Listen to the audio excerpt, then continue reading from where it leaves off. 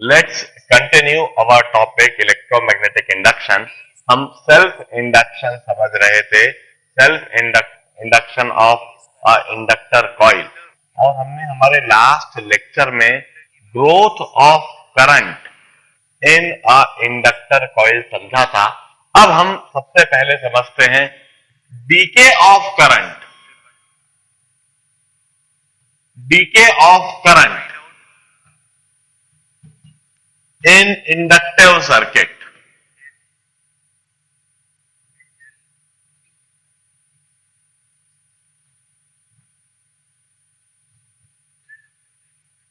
We mean to say कि एक inductive circuit को जब शॉर्ट करा जाएगा तो उसमें करंट किस तरह से कम होगा। मैं पहले एक सर्किट ड्रॉ करता हूं, इस सर्किट को बड़े ध्यान से देखेंगे। यह एक इंडक्टर, किसी भी इंडक्टर के साथ में एक रेजिस्टर हमेशा एसोसिएटेड रहता ही है, और यह सर्किट इस तरह से इधर एक एमीटर से कनेक्टेड है और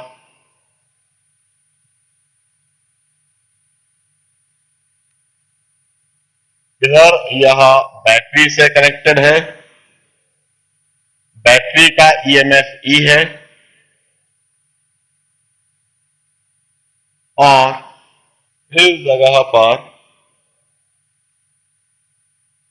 एक स्लाइडर है।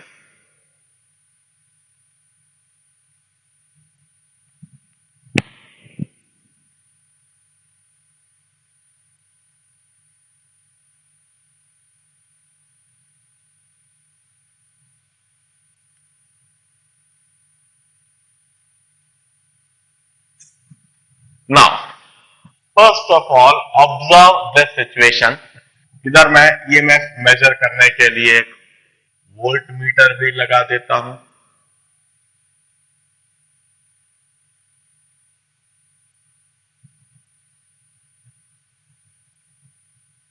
Now, observe this situation.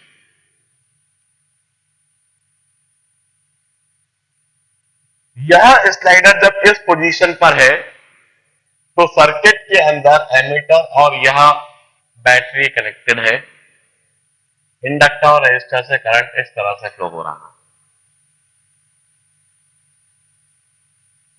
और यदि मैंने इस स्लाइडर को इस तरह से स्लाइड करके ऊपर कर दिया तो बैटरी सर्किट से बाहर हो जाएगी और यह इंडक्टर रेजिस्टर शॉर्ट सर्किट हो जाएंगे।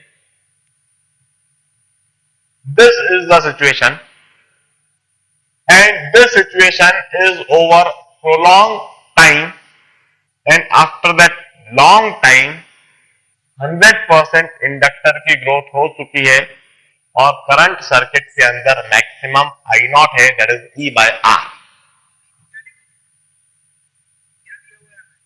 Battery is in the circuit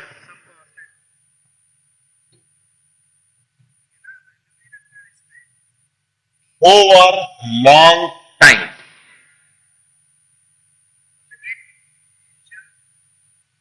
यह बैटरी सर्किट के अंदर लंबे समय से है और सर्किट का 100% ग्रोथ हो चुका है।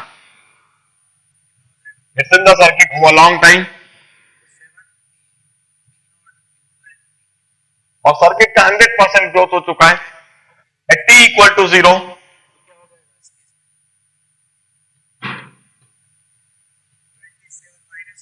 initially at t equal to 0 current in the circuit is E by R, and that is maximum.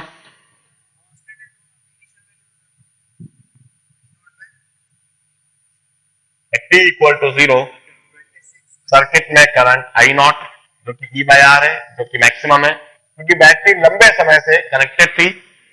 हम अच्छी तरह से जानते हैं, कल के दिन हमने इस इंडक्टर और रेजिस्टर को चार्ज कर लिया था और अभी तक तो पूरा चार्ज हो चुका है और पूरी तरह से उसमें करंट मैक्सिमम वैल्यू आ चुका है। 100%। अब हम क्या करते हैं, t इक्वल टू 0 पर इस स्लाइडर को स्लाइड करते हैं और इस स्लाइडर को स्लाइड करके इस बैटरी को सर्किट से बाहर कर देते हैं। अब यह स्लाइडर इधर आ गया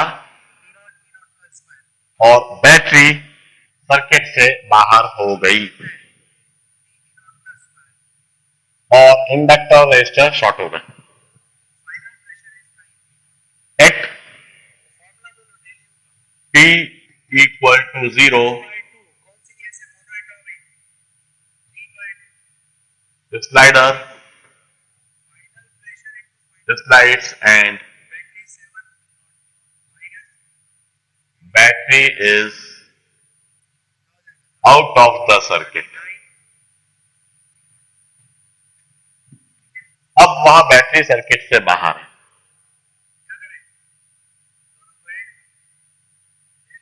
now L R short circuit. L और R का जो ग्रुप है वह अब शॉर्ट सर्किट हो चुका है।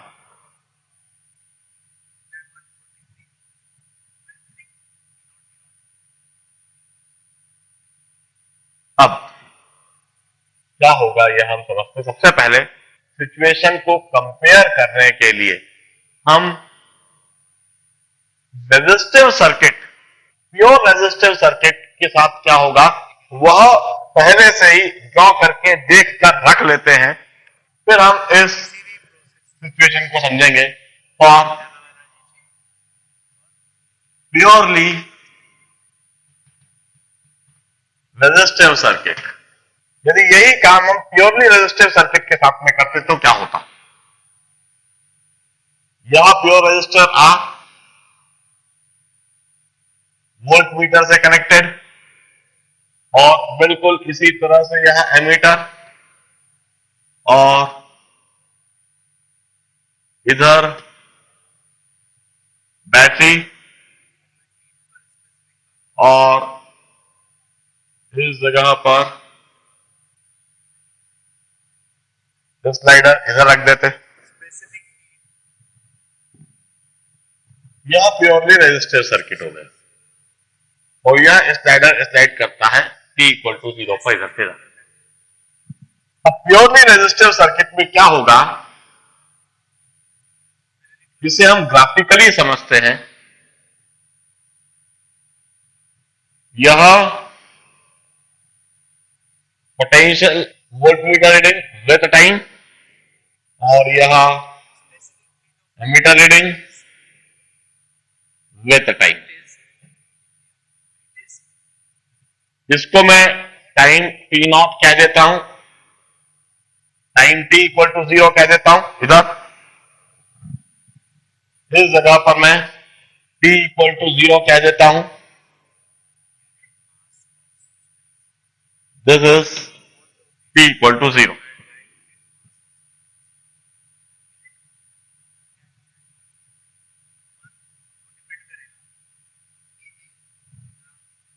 हम कहते हैं ये नेगेटिव टाइम मतलब इनफाइनाइट टाइम। पहले वोल्ट मीटर रीडिंग की होगी कांस्टेंट और जैसे ही स्लाइडर स्लाइड करा t इक्वल टू 0 पर वोल्ट मीटर रीडिंग 0 हो जाएगी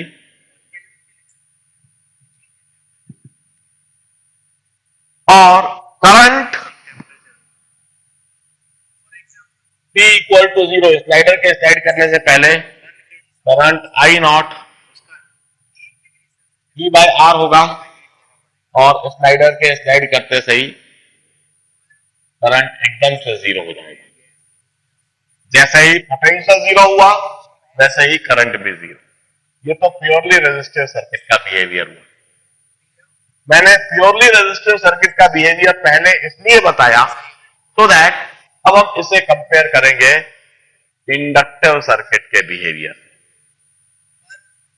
हम क्या देखेंगे कि जिस तरह से इधर जैसे ही स्लाइडर को स्लाइड करा, जैसे ही बैटरी सर्किट से बाहर हुई वैसे ही सर्किट में करंट 0। मगर इधर ऐसा नहीं होगा। इधर स्लाइडर को स्लाइड कर देने के बाद भी करंट जीरो नहीं होएगा, करंट धीरे धीरे जीरो होएगा। और ऐसा इसलिए क्योंकि यह इंडक्टर अपने अंदर उस करंट को बड़ी आसानी से चेंज नहीं होने देता है। ये किसी भी चेंज को हमेशा अपोज करता है। चेंज चाहे बढ़ता हुआ हो, चेंज चाहे कम होता हुआ हो, ये चेंज नहीं होने देता है। अब हम कहते हैं एट एनी टाइम टी, यदि सर्किट में करंट आई है और rate of change of current D I by D T है, eight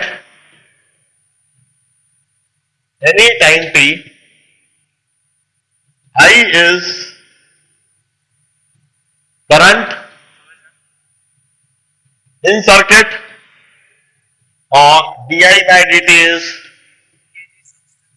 rate of change of current in the circuit। किसी भी टाइम टी पर सर्किट में करंट आई है और उसमें rate of change of current D I by D T है।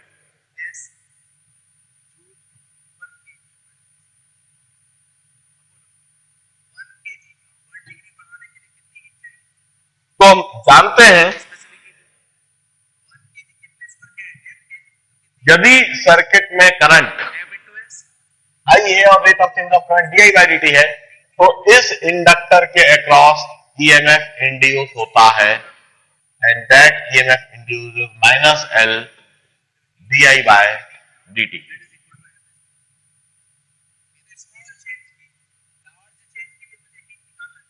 और इस सिचुएशन में हम कर्चॉफ्स लॉ लिखेंगे। Write Kirchhoff's law in this manner. Circuit में बैटरी की वजह से ईएमएफ जीरो, इंडक्टर की वजह से इंड्यूस्ड ईएमएफ ई,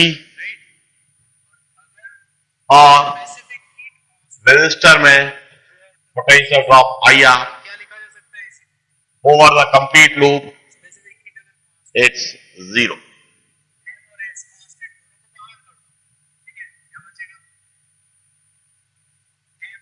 इंड्यूस्ड ईएमएफ हम अच्छी तरह से जानते हैं किसी भी इंडक्टर में माइनस एल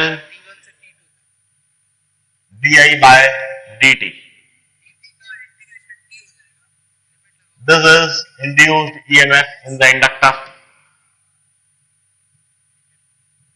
इंडक्टर में यह EMF induced minus L D I by D T minus this is potential drop across the resistor. From here, I will write L di by dt is equal to minus IR.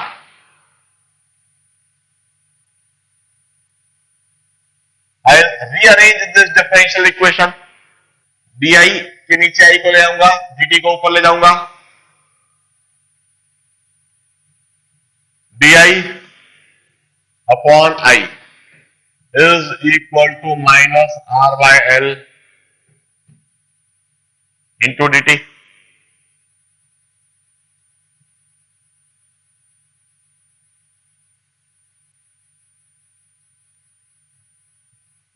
दोनों तरफ integrate करूंगा, दोनों तरफ integrate करूंगा। Integral of di upon I is equal to minus R by L integral of dt। Zero time पर current I naught है circuit में, T time पर करंट आई हो जाएगा।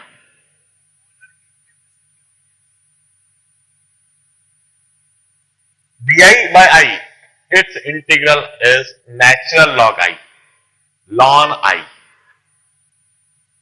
Natural log I from I naught to I is equal to minus R by L dt का integral t from 0 to t। ln I minus ln I naught is equal to minus R by L t minus 0।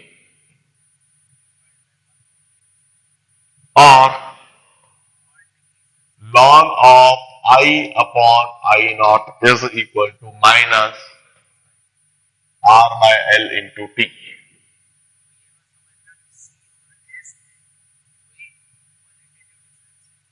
I by I naught is equal to e to the power minus R by L into T minus R by L into T, or I is equal to I naught e to the power minus R by L into T, or I is equal to E by R e to the power minus R by L into T.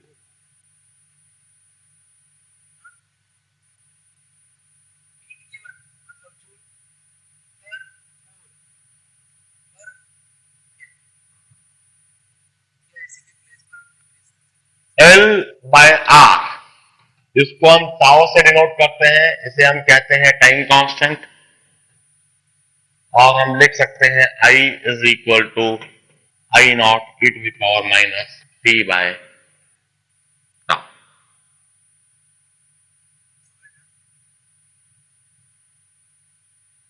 This equation suggests us exponential decay of current.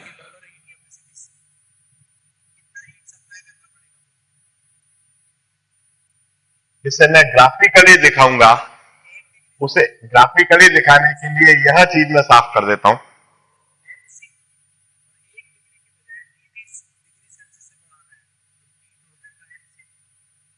पहले यहां तक की बात पूरी लिख लें.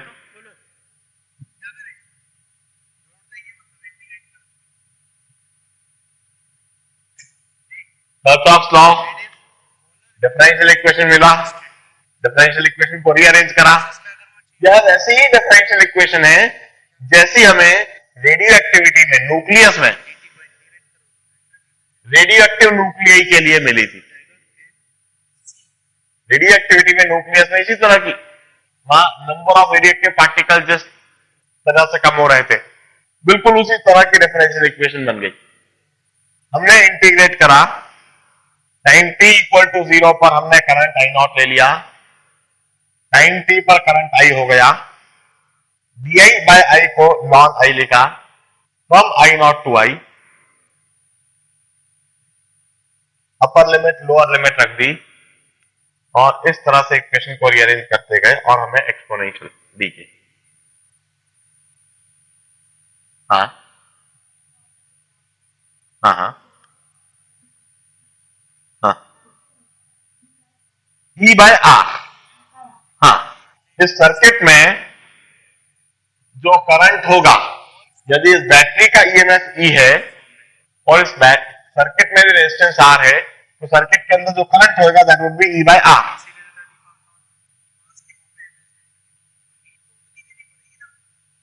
EMF upon resistance. अब हम, ये तो प्योर रेजिस्टिव सर्किट का बिहेवियर था.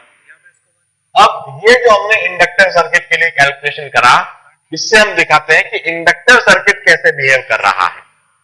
मैं इसे साफ कर देता हूं उस ग्राफ को बनाने के लिए.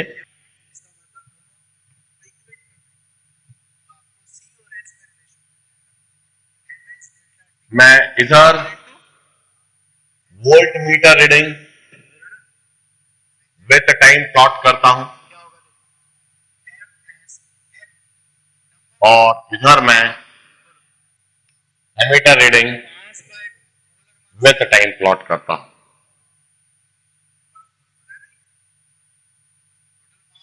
इसे टाइम t इक्वल टू 0 कह देता हूं,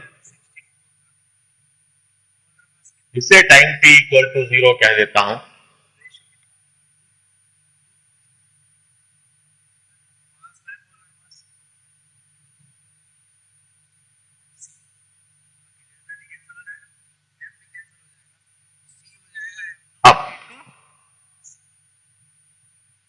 volt meter reading would measure potential difference across this.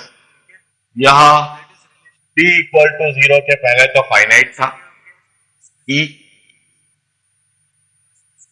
और t इक्वल टू 0 पर यह स्लाइडर के स्लाइड करते से ही, सर्किट के शॉर्ट होते से ही यह E 0 हो गया। जैसा इधर यह जो वोल्ट मीटर की रीडिंग में एकदम से जो ड्रॉप आ रहा है, it's because of this slider. Slider जब इधर था तो बैटरी का ईएमएफ पूरा वोल्ट मीटर के क्रॉस दिख रहा था, और जब स्लाइडर इधर हो गया तो बैटरी बाहर हो गई, ईएमएफ 0 हो गया, शॉर्ट सर्किट हो गया। मगर करंट इधर देखिए, करंट एकदम से 0 हो गया था, मगर इधर करंट एकदम से 0 नहीं होएगा। इधर तक तो करंट, स्लाइडर के स्लाइड करने तक करंट आई नॉट, जो कि पहले की ही तरह E बाय R, और जैसे ही शॉर्ट हुआ तो करंट एकदम से 0 होने के बजाय इस तरह से धीरे धीरे एक्सपोनेंशियली 0 होना चालू हुआ। इनफाइनाइट टाइम के बाद यह करंट 0 होएगा। इस तरह से इंडक्टर सर्किट बिहेव करेगा।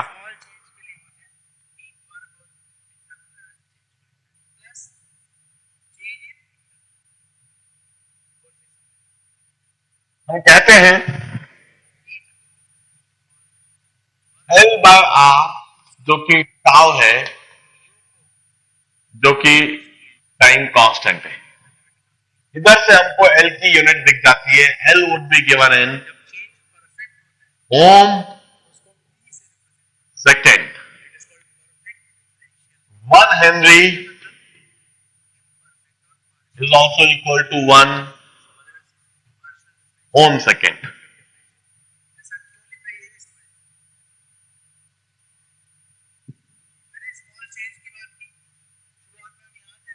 After one time constant, current in the circuit would be I naught into e to the power minus 1, and e to the power minus 1 होता है 0.37। 1 टाइम कांस्टेंट के बाद सर्किट में इतना करंट बचेगा, 63% phenomena finish हो जाएगा, 63% करंट का डीके फिनिश हो जाएगा, और 37% सर्किट में करंट बचेगा।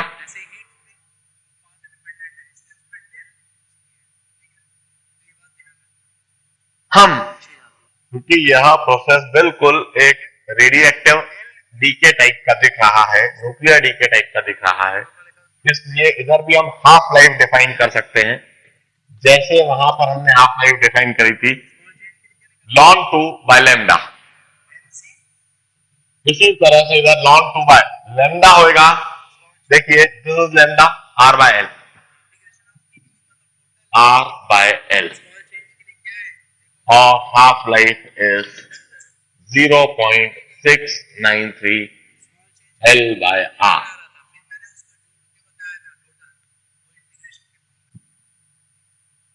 हम कहते हैं सारे इक्वेशन, सारे कंसेप्ट इस केस में जैसा रेडियोएक्टिव डीके टाइप से होते हैं, बिल्कुल वैसे के वैसे अप्लाई कर देंगे।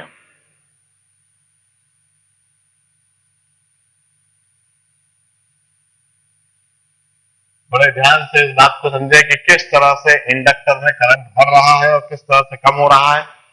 हम यह देखें कि इंडक्टर आसानी से करंट को 0 नहीं होने दे रहा है, धीरे धीरे करंट 0 हो रहा है। बढ़ते समय उसने आसानी से बढ़ने नहीं दिया, कम होते समय उसने आसानी से कम नहीं होने दिया। इसके बाद मैं अगला आर्टिकल समझाऊंगा, that is energy is stored in inductor.